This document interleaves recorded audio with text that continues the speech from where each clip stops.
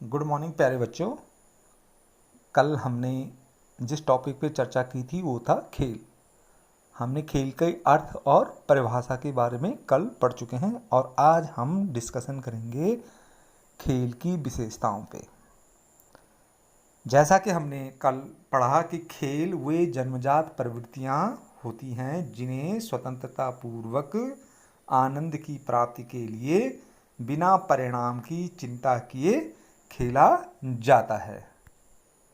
तो हम इसी परिभाषा से अपने खेल की विशेषताओं को बना सकते हैं। हमें अलग से पढ़ने की जरूरत नहीं पड़ेगी, इसी परिभाषा से सारी विशेषताएं क्या होगी हम बना सकते हैं। जैसे पहली विशेषता आपने पढ़ा था, खेल एक स्वाभाविक प्रवृत्ति होती है। तो पहली विशेषता यही होगी खेल की कि यह क्या है, स्वाभाविक प्रवृत्ति होती है। खेल की क्या होती है, खेल जो शिशु होते हैं या जो छोटे बच्चे होते हैं उनकी एक क्या है, स्वाभाविक प्रवृत्ति है। तो पहली विशेषता हो गई स्वाभाविक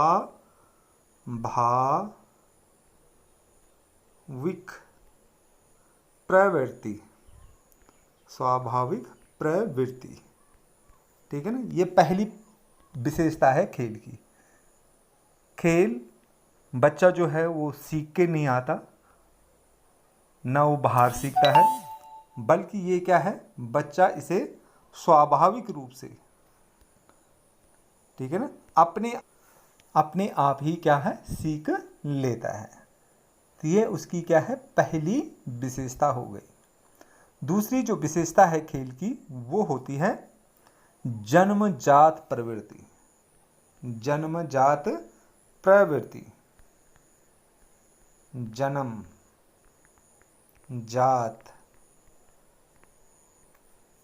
जन्मजात प्रवृत्ति।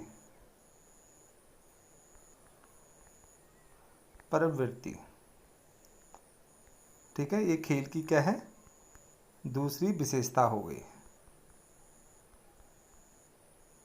प्रवृत्ति। ठीक है, जन्मजात प्रवृत्ति। तो खेल जो होते हैं, ये जो बच्चा होता है वो बाहर आके नहीं सीखता, बल्कि ये क्या है, उसकी जन्मजात प्रवृत्तियां होती है। जन्म से ही बच्चा क्या है, खेल जैसे ही वो इस दुनिया में आता है खेल खेलना प्रारंभ कर देता है ना। आप उसे समझ ना सको, अगर आप ध्यान से छोटे बच्चों को देखिए, जैसे ही वो जन्म लेता है आप 1 घंटे बाद उसे थोड़ा सा उसे ऑब्जर्व करने का प्रयास करेंगे तो आप देखेंगे कि बच्चा क्या होता है, अपने हाथ पांव हिलाना प्रारंभ कर देता है, अपने ही खेलता रहता है, अपनी उंगली मुंह में डाल के और इधर उधर या किसी एकटक किसी चीज़ को देखने शुरू कर देता है और अपनी उंगली को चूसता है, या वो अपनी हाथ को यूं हिलाएगा या पाँव को हिलाना शुरू कर देगा। तो वो उसकी प्रवृत्तियां होती हैं, जन्मजात प्रवृत्तियां होती है और स्वाभाविक प्रवृत्तियां होती है, ठीक है ना। तो वो उसको उन जो क्रिया गतिविधि कर रहा है उन गतिविधियों में उसको आनंद की प्राप्ति होती है और वही उसके क्या है, खेल है, ठीक है ना। तो ये उसकी दूसरी विशेषता हो गई खेलों की। खेल की अगर तीसरी विशेषता के बारे में हम चर्चा करें तो तीसरी विशेषता है आनंद की प्राप्ति। तीसरी विशेषता क्या है, आनंद की प्राप्ति। तो खेल जो बच्चे या बड़े हैं या बच्चे हैं या जो भी हैं, आप भी अगर कोई खेल खेलते हो तो वो आनंद की प्राप्ति के लिए ही खेलते हैं, ठीक है ना। आनंद की प्राप्ति, आनंद की प्राप्ति,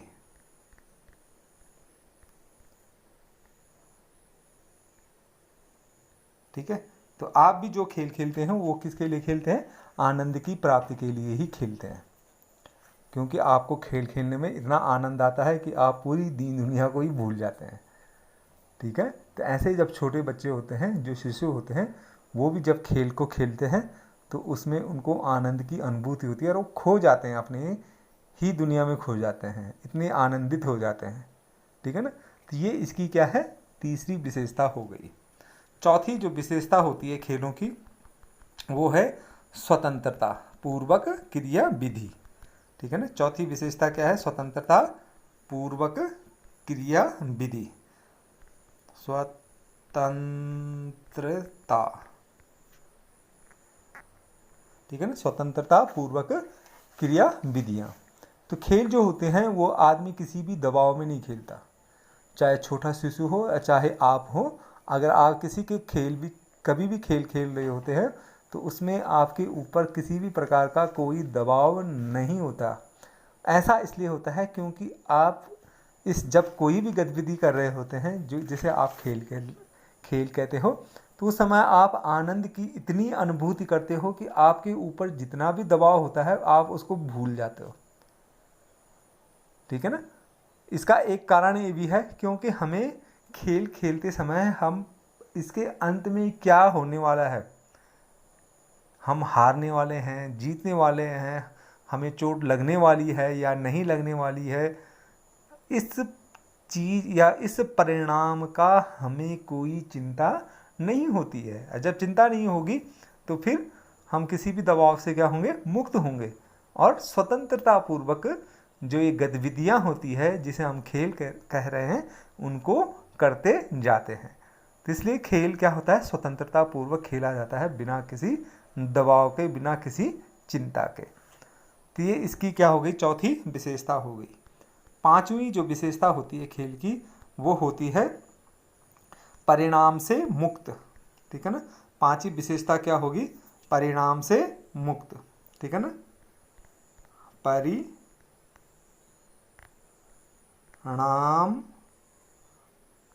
मुक्त।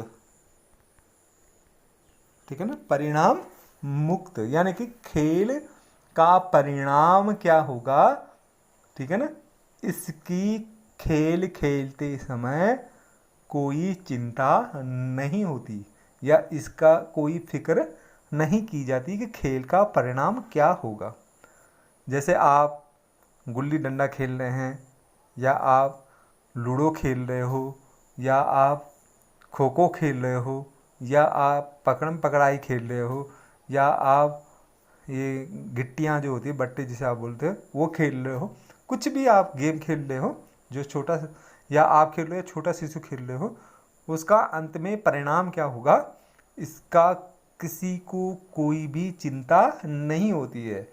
हमें तो आनंद की अनुभूति करनी है, बस यही खेल का असली उद्देश्य होता है कि बस आनंद की अनुभूति करते जाओ, बाद में जो होगा वो देखा जाएगा, हारेंगे चाहे जीतेंगे, है ना। तो इस बात की शुरू में हमें कोई चिंता नहीं होती कि अंत या उसका परिणाम क्या होगा। तो ये इसकी क्या हो गई, खेल की चौथी पांचवी विशेषता हो गई।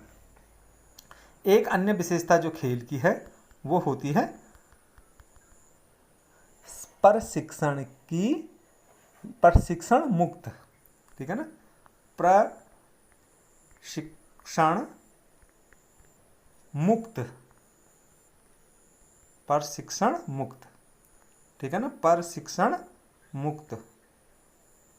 ठीक है ना, प्रशिक्षण मुक्त का मतलब होता है कि खेल को खेलने के लिए किसी भी प्रकार के प्रशिक्षण की आवश्यकता नहीं पड़ती या किसी भी प्रकार की शिक्षण की आवश्यकता नहीं पड़ती, सीखना नहीं पड़ता, मतलब कोई हमें सिखाता नहीं है कि खेल कैसे खेलना है।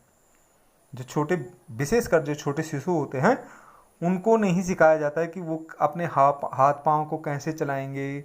ठीक है ना, वो बॉल जो उन्होंने पकड़ी है वो कैसे फेंकेंगे, वो स्वयं ही अपनी स्वाभाविक प्रवृत्ति से इन गतिविधियों को करते हैं। ठीक है ना, स्वाभाविक प्रवृत्ति होती है और उसी प्रवृत्ति के अनुसार वो सीखते हैं, इसके लिए अलग से किसी प्रशिक्षण की जरूरत नहीं पड़ती है। तो ये सारी क्या है, खेल की विशेषताएं हैं। तो मैंने आपको खेल की 6 विशेषताएं आज बता दी हैं। पहली जो एक एक करके देखते हैं। पहली विशेषता है खेल एक स्वाभाविक प्रवृत्ति है। खेल जो होते हैं वो जन्मजात प्रवृत्ति होती है। खेल में आनंद की प्राप्ति होती है। खेल स्वतंत्रता पूर्वक खेले जाते हैं। खेल परिणामों से मुक्त होते हैं और खेल प्रशिक्षण से भी मुक्त होते हैं। तो ये शिशु के खेलों की जो क्या है विशेषताएं हैं वो मैंने आज आपको बता दी है। तो आप इनके नोट्स तैयार करते रहेंगे और इनको समझने का भी प्रयास करते रहेंगे। नोट्स आप मेरे को चेक कराएंगे व्हाट्सएप के माध्यम से, या अभी आने वाले समय में जब स्कूल खुलेंगे उस समय भी आप मुझे चेक कराएंगे। ठीक है ना। तो आज के लिए इतना ही। कल हमारा फिर एक नया टॉपिक शुरू होगा, तो कल तक के लिए फिर धन्यवाद।